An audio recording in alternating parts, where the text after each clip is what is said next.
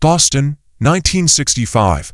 Cold morning, busy street, everyone talking about the same guy Albert DeSalvo. People called him the Boston Strangler. It was one of those days where you walk outside and every neighbor's got fear on their face. DeSalvo walks into court, not handcuffed, but everyone's looking at him like he's the villain in a movie. No one's sure if he's the real deal or just another guy caught up in a mess. He looks calm, almost too calm, like he's used to the spotlight. The judge is up front, serious face, probably tired of drama after years in court. Families are in the front row, holding old photos, some just clutching each other.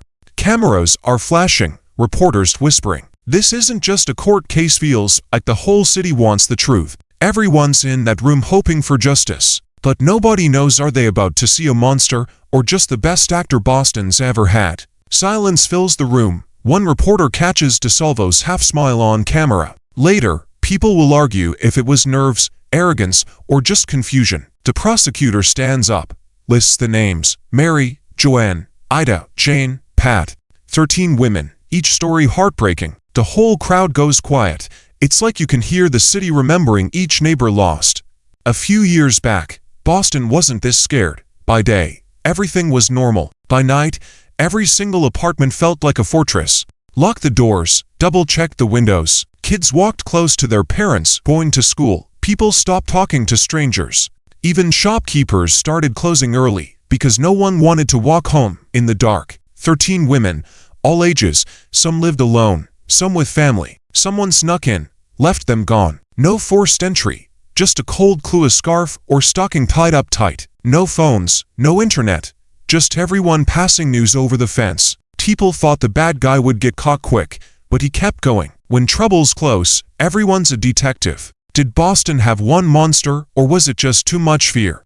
Mary Sullivan, only 20, just got her first apartment, loved music, wrote poetry, pictured a bright future. Ida Urga, 75, built her life in the same house, famous for her apple pie, always greeted neighbors with a smile. Jane Buckley, 23, lived for dancing, always had jokes ready, stubborn in a good way. They weren't just names in the paper, they had friends, stories, the kind of everyday life you'd hear at the diner. December, cold air, someone calls the police. She's not answering, she's never like this. A couple of cops show up, knock, no answer. The door's locked but not broken. They head inside and right away know it's bad. Mary's there, laying on her bed. Everything looks weird, like someone tried to keep the place normal. No fight, nothing stolen, just a stocking tied around her neck. Like someone wanted it quiet. Everyone's on edge. Was it a robbery gone wrong? Did Mary know this person? The whole city is buzzing with questions. Police chief gets on the radio. We want everyone to lock up. Don't let in anyone you don't know. Stay safe, Boston. But soon, it happens again. Then again. Each time, same weird part, locked doors. If you didn't know the victim, you'd think it was just another day. No messy crime, just someone missing. Detectives look at the knots. Some say only sailors tie knots that neat. Others argue it's just panic, quick hands. Nobody's sure. No fingerprints, no clues the cops can use. Folks start making neighborhood watch teams, walking together at night, changing locks. Churches pray more. Newspapers hand out safety tips. But people still get hurt. Lots of rumors fly. Killer must be someone you'd trust, a mailman, a friend, maybe a handyman. Police keep driving around, but nothing seems to work. When fear takes over, every sound outside feels like danger. Even a knock at the door makes your heart race. Detective John Donovan leads the case. He's tired, always working overtime. First break comes from the knot analysis. Some smart guys say, yeah, only someone trained ties knots like this. Others say, it's just nerves. Nobody agrees. Experts guess about the killer's mind. Is he angry, sick, just gets a kick out of hurting? Cops, newspapers, everyone keeps guessing, but answers don't show up. What links the victims? No idea. Age, background, neighborhood, none of it matches up. Just one thing, they're all women, all found alone. One woman, Joanne Graff, survives a close call. Her story gets everyone's attention. I got nervous, and the guy smiled like he wasn't really happy, just weird. Said he'd fix the door, worked for the landlord. I tried calling to check, he left. Later someone else knocks, but I keep quiet. I think that saved me. Police think the killer pretends to be someone safe, a handyman or repair guy. But just when they think they've figured it out, the killer changes the game again. A neighbor says there was a blue car at a crime scene. Police run around to find it, but that lead dies off too. The bad guy keeps slipping away like a ghost. Detective Donovan starts calling in every favor. "We can't let this guy keep winning," he tells his team. Every cop in Boston pulls double shifts, checking alleys, knocking on doors, chasing every rumor. They talk to bartenders, taxi drivers, postmen, anyone who might have seen a weird smile or a stranger in the hallway. But the killer is slippery. Sometimes the cops think they're close, then nothing. Everyone in town's got a theory. Radio hosts whip up the crowd. Is the Boston Strangler someone you know? Even the mayor gets on TV, asking people to stay calm, but you can hear his voice shake. Cops start going undercover in repairman uniforms, hoping to catch the killer in the act, but it never works. No one gets caught. Before long, the whole city is obsessed. Newspapers print the Strangler's name in huge letters. Will he strike again? Is your neighbor the killer? People start jumping at shadows. Some women are so scared they don't go outside after dark for weeks. Reporters camp outside police headquarters, tossing out questions. Any suspects? Is it really just one guy? They print everything real or rumor. The pressure's on. Cops start making mistakes, chasing wrong leads just to look busy for the media. And every week, it feels like hope gets a little smaller. Fear moves faster than facts. And when the news is running the show, sometimes all anyone wants is anybody to blame. Neighbors start pointing fingers at each other. A lonely old man gets shouted at on his way home. Janitors and delivery guys feel everyone's eyes following them. Neighborhood parents make their daughters check in at every stop. Chained doors, broken friendships, everyone trying to remember every face they've seen out the window. At stores, people whisper, "Did you hear about that place last week?" What if it's someone we know? It feels like the Strangler could be anyone, anywhere, anytime. Finally, someone on Donovan's team says, "It's gotta be someone who acts normal, blends in, feels just invisible enough." So cops start talking to guys who fix things, folks who go door to door, people who are always moving but never stand out. Still, nothing breaks open. The killer is always a step ahead. And the panic, now it's everywhere. One night, a woman named Alice gets a call. It's a man, polite voice, "There's a gas leak in your building, let me check." But her brother is home. He says, "No thanks, we're fine." The guy leaves. Quick. They call the cops, but again, by the time anyone looks, no one's there. When you sleep with the lights on, the monsters outside start to look just like the people you meet every day. After months of dead ends, Donovan's team goes through every tiny clue again. Someone notices a pattern. Most women let the killer in. Was he charming, pretending to be helpful, or just that good at slipping past people's guards? Meanwhile, Boston's still scared. Nights are long, sirens in the distance. Every creak of the floorboards sounds dangerous. People want answers. The police want a miracle. And right when it seems things might finally stop another attack, suddenly, the police get a tip from a totally different crime. A guy named Albert DeSalvo is in trouble for pretending to be a measuring man, asking to measure women's bodies for made-up ads. He's weird, really weird. But he's not violent yet. They dig into his history. DeSalvo's got a string of break-ins, creepy stories. Then something clicks. A few things line up the way victims let the Strangler in. The sales pitch, the charm that gets creepy. Police put him in a lineup. A couple women can't be sure, but one shakes and says, "That's him." I'll never forget those eyes. DeSalvo is questioned for hours. At first, he's just a guy in the wrong place at the wrong time. But after days, the stories start to spill out. He talks about the murders in strange detail. Cops and lawyers aren't sure what to believe. Some details are dead on, some are weirdly wrong, like he's guessing, or just repeating what he's seen on the news. He describes knots, rooms, faces. Sometimes it matches, sometimes not. Donovan looks right at DeSalvo across the table. "Are you the Boston Strangler?" DeSalvo smiles, just a tiny half grin. "Maybe I am, or maybe I just know too much." Some cops believe DeSalvo right away. Others don't buy it. People argue in the street. "He's just a con man, no killer." "No, that's the guy. Lock him up." The press loves it. Strangler finally caught, or is he? TV hosts debate endlessly. Nobody can agree. Some families of victims say, "Please, just give us someone to blame even if we'll never really know." But some are more careful. If he knows the truth, how come he gets things wrong?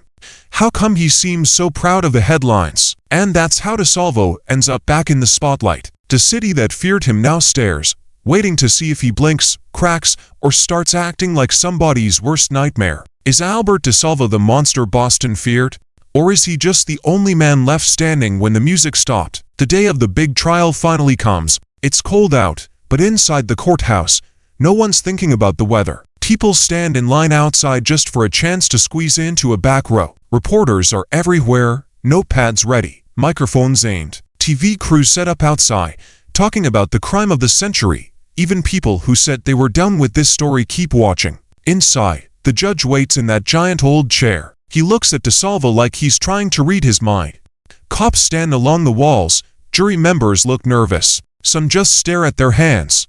DeSalvo comes in, smooth as ever. His suit fits perfectly. He nods to the judge, like they're old friends at a coffee shop. For a second, he almost looks bored, like he's done this before. This isn't just a trial. It's Boston's main event. Someone's about to lose their mask, but no one knows who. First up, the prosecutor. She's got files stacked high, glasses down on her nose, voice clear and sharp. Ladies and gentlemen, today is about the truth. 13 women are gone, daughters, mothers, neighbors. Are we ready to see justice? Or will we let excuses and lies keep their families in the dark? As she talks, DeSalvo leans back. He rubs his chin, lets out a tiny laugh, not loud, but just enough for the cameras to catch. Some of the jury notice and frown. Is he nervous, arrogant? It's hard to tell. Some folks say you can tell a guilty man by his smile. Others say, only a fool grins in court. Then, it's the defense lawyer's turn. Older guy, brown suit, calm voice. He doesn't shout.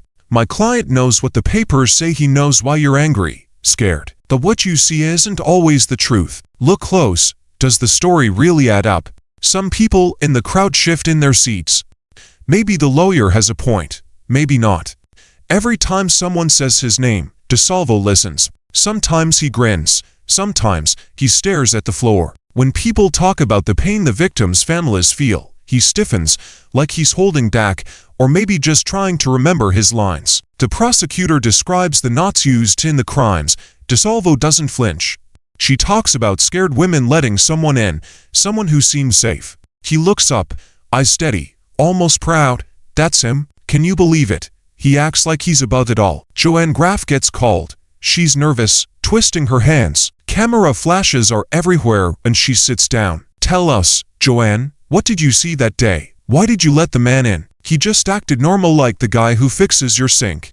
He smiled, but his eyes, they made me want to run. Thank God my phone was right there. She looks at DeSalvo. He doesn't blink, keeps his face calm, but his fingers tap the table. Just once. Joanne, could you really recognize him? Isn't it possible you're just scared, remembering things different?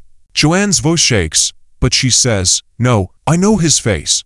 I'd never forget. The crowd shifts, whispering quietly. Next up is a forensics expert, big glasses, lots of notes. The knots are all unique, but many are left-handed. DeSalvo's left-handed. A few scenes had blue fibers, just like his work clothes. But fibers and knots can show up anywhere, right? Isn't it possible someone else wore blue, someone else tied knots? The expert shrugs. Sure, but the odds are getting pretty low. Donovan walks slowly to the stand. You can tell he's tired, but he looks right at the jury. This case kept me up at night, not just the bodies, but all the missing pieces. We watched DeSalvo. He'd show up in odd places, never made a scene, just blended in, like he belonged. He points at DeSalvo. The only thing that surprised me, how easy he made it look. Like hurting people was a job, not a nightmare. DeSalvo stares back, no words, just a cool look. Then it's the defense witness, a psychologist. Albert's got problems, for sure. He craves attention, but stories in the papers. Anyone could use those details. We have to be careful. Not everything he says is fact. Jury looks confused. One person bites their nails. The crowd mumbles. The next day, a surprise witness gets called, a woman no one expected. She knew DeSalvo back before all the chaos. Says he was charming, helpful, always polite. He was the kind of guy who'd help you with groceries. But once, I caught him staring at me. Not in a friendly way. Cold, like he could see right through you. People in the courtroom go quiet. For a second, even DeSalvo looks away. Tension keeps building. Every witness brings a new piece, but no one sees the whole puzzle. The jury keeps stealing glances at DeSalvo. Sometimes he winks, sometimes he just sighs. The families sit tight, some cry, others just stare, waiting for someone to finally tell the whole truth.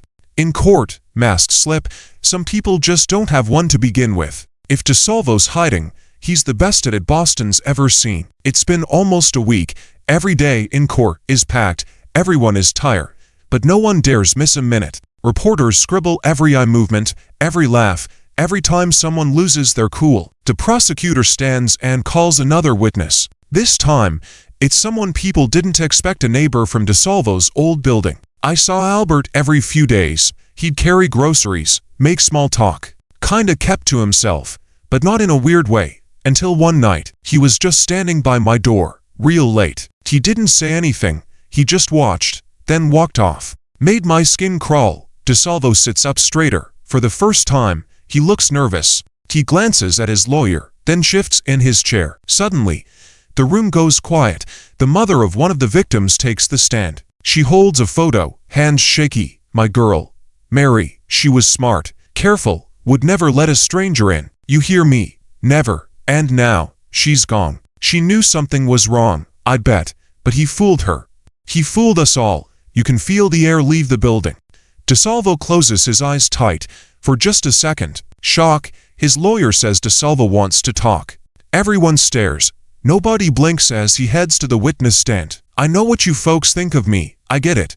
Anyone in my seat, you'd want them locked up forever. But you ever have your name cursed out on every street corner? You ever try to sleep knowing the world's watching your every move? Listen, I did bad things, things I can't take back. But I never hurt those women. The room is silent. Is he telling the truth?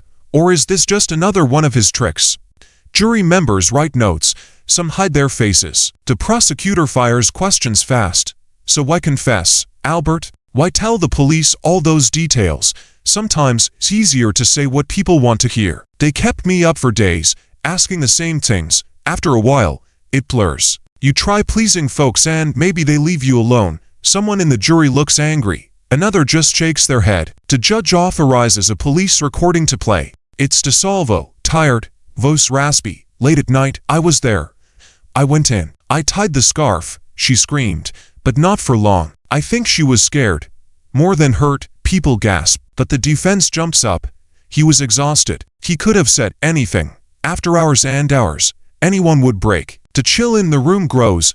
Families sob. DeSalvo bows his head. Days turn to nights. Everyone waits for the jury. We just want to be sure. That's all anyone asks.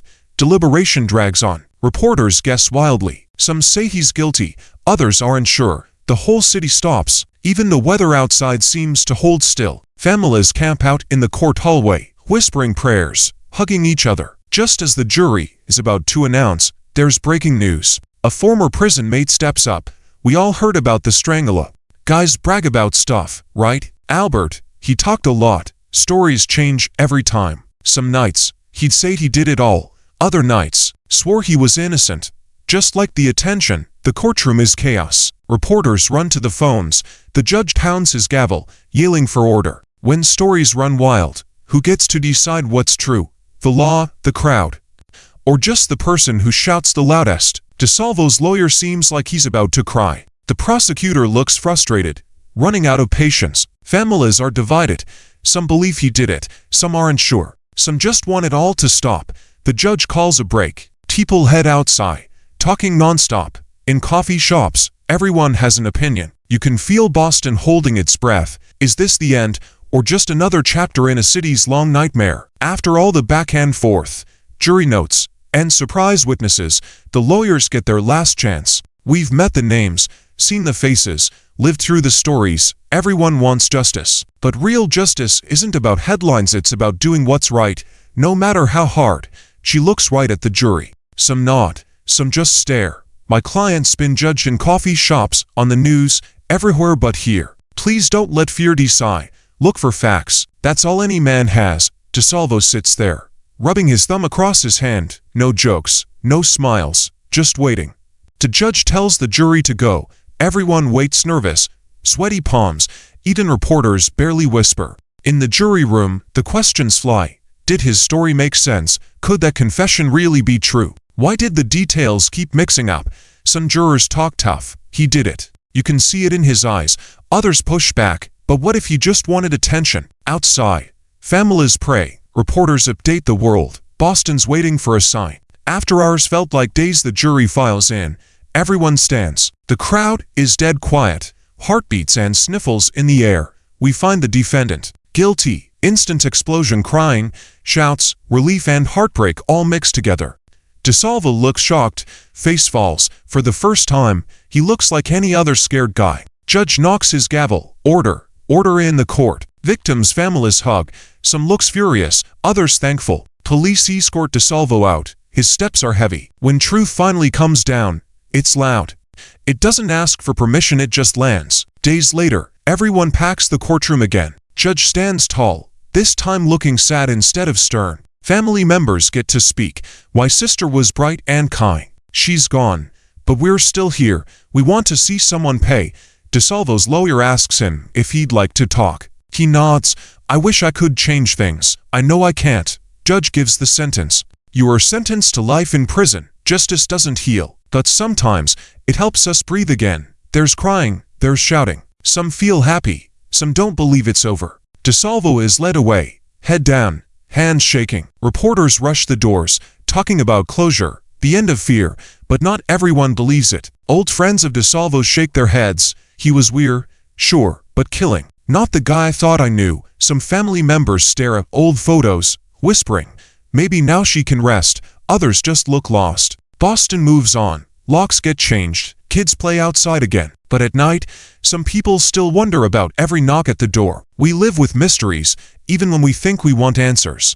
Maybe the real lesson: monsters don't always look like monsters. Sometimes, they look just like you and me. Court's over. News crews fade out. But for Boston, nothing just goes back to normal. Albert DeSalvo is sent off to prison. For a long time, that's all any reporter talks about. The Stranglers in jail. The city can finally breathe, but families have empty seats at dinner. Some kids grow up with only old photos. For them, fear sneaks in sometimes when they walk home late, or hear certain songs, or see police tape in a movie. People start telling stories. I once saw the Strangler's apartment. My dad worked with his cousin. It becomes a kind of legend. Half warning, half scar. Reporters ask big questions. Was DeSalvo really the killer? TV shows run specials, hints, fresh experts. Some folks say the city just needed someone to blame. Others point at DeSalvo's words. He knew too much. For a while, it's as if nobody wants to move on. The story gets bigger with every telling. Newspapers write. Lessons must be learned. Police change how they handle clues, how they talk to the press, even how they help traumatized families. Moms keep teaching their daughters. Don't trust strangers. Always let someone know where you are. Locksmiths get busy, and self-defense classes fill up. But also, Boston remembers the victims, not just the killer. Memorials, walks for safety, scholarships in their names. People try to make something good out of pain. Now we turn the lens on DeSalvo himself. What made this guy tick? Prison guards say he kept quiet. He'd read, draw silly cartoons, sometimes talk about the court like it was a TV show. A psychologist comes to visit. Albert, do you feel sorry for anyone? I guess, sometimes. But mostly sorry. People keep asking the same questions. The doctor notes how comfortable Albert is being watched. When he talks, he smiles just a little, not nervous, not proud, just performing. It's as if he knows he'll always have an audience. Some experts say DeSalvo only wanted attention. He liked being the center of the story. He'd act helpful, charming. One guard says, but when you turned your back, you'd always wonder about that smile. Letters he wrote from prison are all about how nobody understands him, how the world got his story wrong. He brags, jokes, sometimes acts like the trial never ended. People who knew DeSalvo before say he was just regular. Fixed things around the building, small talk in hallways, never weird until the papers named him. Some say that's what made him dangerous, looking safe, sounding normal. Others think he just wanted to belong so bad, he'd say almost anything, even confess to stuff he didn't do. Even now, people debate if he admitted it all. Why did he get so many details wrong? Could he have been covering for someone else, or just like messing with the cops? Documentaries bring in new experts. Some say science today would solve it all. Others just shake their heads. Back then, people needed to feel the bad guy was behind bars, facts or not. Years go by, the horror fades, kind of. Boston grows. People talk less about the Strangler, more about how to look out for each other. But sometimes late-night radio, a walk home, a new crime on the news, people remember. The mask, the trial, the eyes that never seem scared. Psychologists keep digging into DeSalvo's story. Some say he's a classic narcissist, loves the limelight, answers every question with a story about himself. Albert acts like he's the smartest guy in the room. He adjusts his tie, makes jokes. Even after years behind bars, he seems proud whenever someone says his name. But then other doctors argue. He's not just arrogant, he's empty inside. When other people cry, he looks bored. When the families of the victims talk, he yawns or starts humming. There's a coldness, like he's watching a movie about someone else's pain. In jail, guards notice how DeSalvo pays attention to the smallest things, fixing his hair before visitors, asking for extra time to clean his shoes before interviews. Some guys don't care. This one, he wanted to look sharp, sound sharp. Every visit felt like opening night for a play. Like he thought America was still watching. Old friends watch the trial on TV. Is that really the Albert we knew? He laughed at everything. Never missed a chance to be the center of the party, unless someone else was getting attention. Even letters home were dramatic.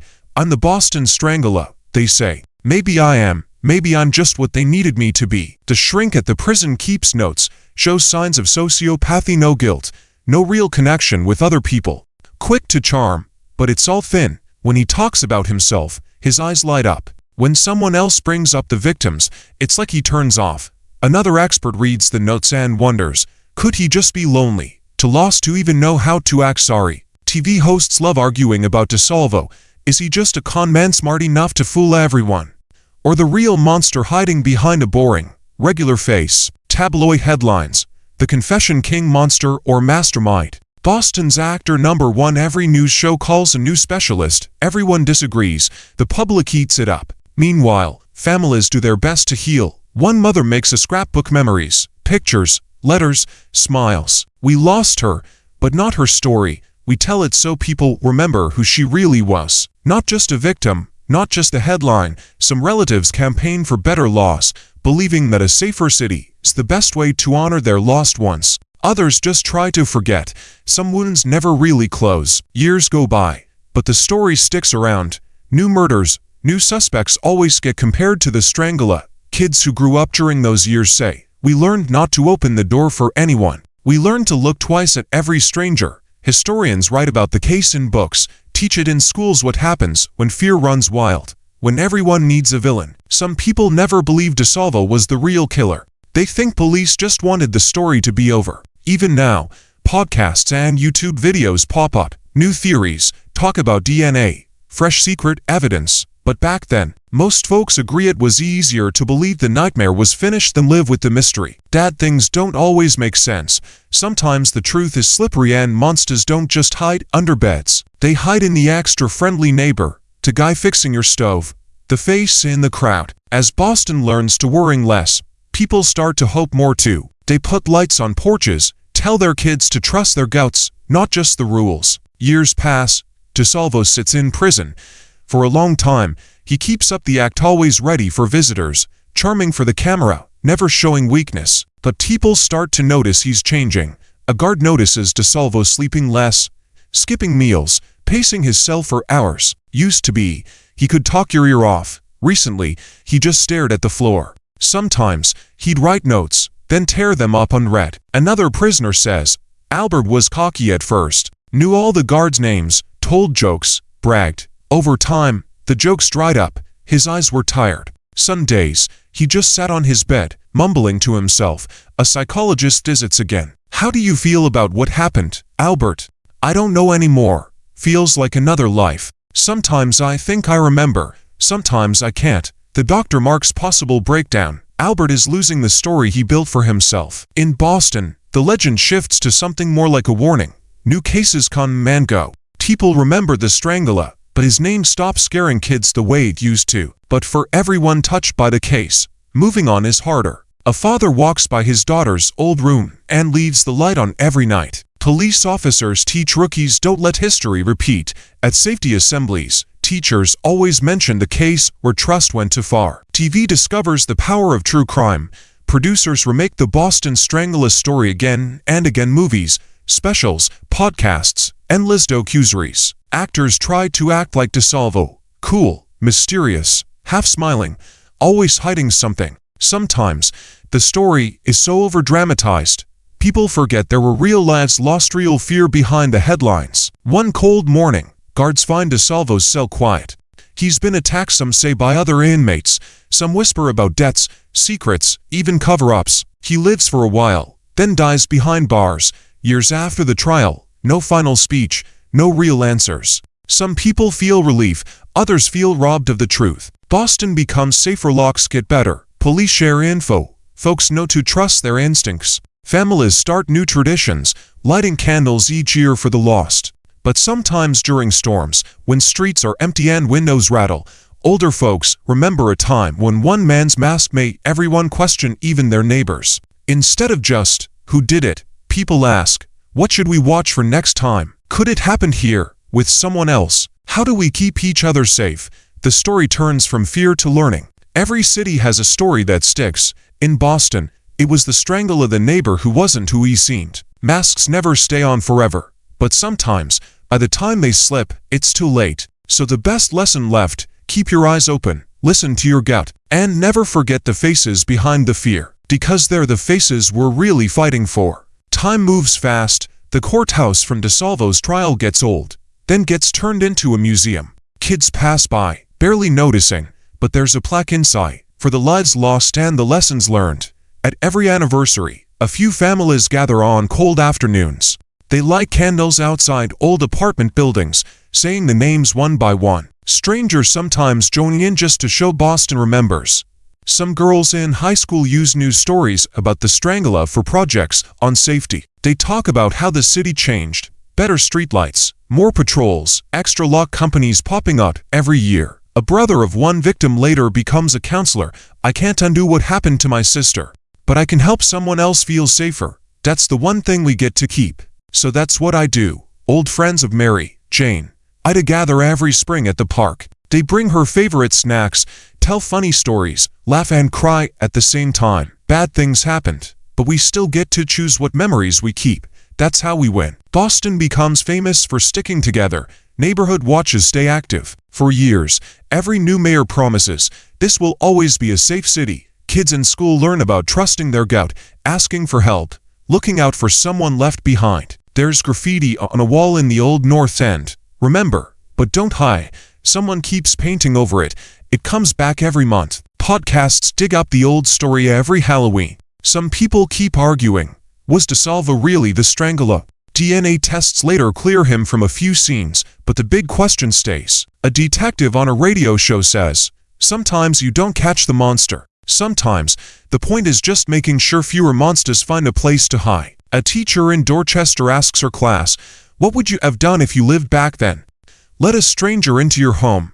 Trusted a neighbor. Would you believe someone if they confessed, or look for more proof? Kids raise their hands, debate, tell stories about times they felt scared and did something smart. Once a year, the city hall glows blue for the victims. Police, city leaders, and survivors groups join together, not in sadness, just to remind everyone of how far they've come. Someone reads out loud, justice isn't perfect, but hope grows when we stand together. Boston wasn't broken, it got stronger. Evil leaves marks, but so does kindness. Sometimes, all a city needs is one voice saying, I remember. When we tell these stories, they stop being just about monsters. We start talking about healing, grit, and what we do to rise above it. So maybe it's not about figuring every detail or finding perfect answers. Maybe it's about what we do next. Look out for your neighbors. Don't be afraid to question a friendly face. And always choose to remember the ones who are lost, so their stories teach us how to live better. Think about it. How many times have you trusted someone because they just seemed normal? How many chances do we get to spot trouble before it starts? Some folks say, I would never open the door for a stranger. Others think about busy days, grocery deliveries, new neighbors. Life is full of quick decisions. This case isn't just about one bad man or one city's nightmare. It's about the choices we make, the little alarms in our gut, and the power of watching out for each other. So let's put the lesson to work. Next time someone knocks, ask questions. Trust your instincts, even if it feels awkward. If someone you care about acts strange or scared, check in. Don't wait for trouble. Would you do anything different after hearing this story? Do you believe Albert DeSalvo was the Boston Strangler? Is justice about finding one person to blame or making sure no more lives are lost? What part of the story made you feel something you'll remember? Comment below. Did you learn something new? Do you believe every confession, or should courts need more proof? Do you know someone who's lived through fear or crime? How did they come out stronger? To everyone in Boston who locked their doors, held their breath and waited for hope, this story is for you. To the families who lost someone, we see you, we remember. Why tell these stories, episode after episode? Because every time the lights go out, someone needs to remember why we care. Bad things will happen, monsters and mistakes, doubts and pain. But the courage to stand up, to ask hard questions, to remember what really matters, that's how cities heal. If this case moved you, share it with someone, ask them what they do different. Watch the next episode where another ordinary day turned into a lesson we can all learn from. Read more about safety tips, survivor interviews, and community resources in the video description. You never know when one story can help save a life. Click subscribe, keep the conversation going, leave a comment so your voice helps others find theirs. Sun sets over Boston, windows glow, doors close quietly, streets filled with laughter, not fear. As the credits finally fade, one last message appears: remember the lost, cherish the living, never let silence win.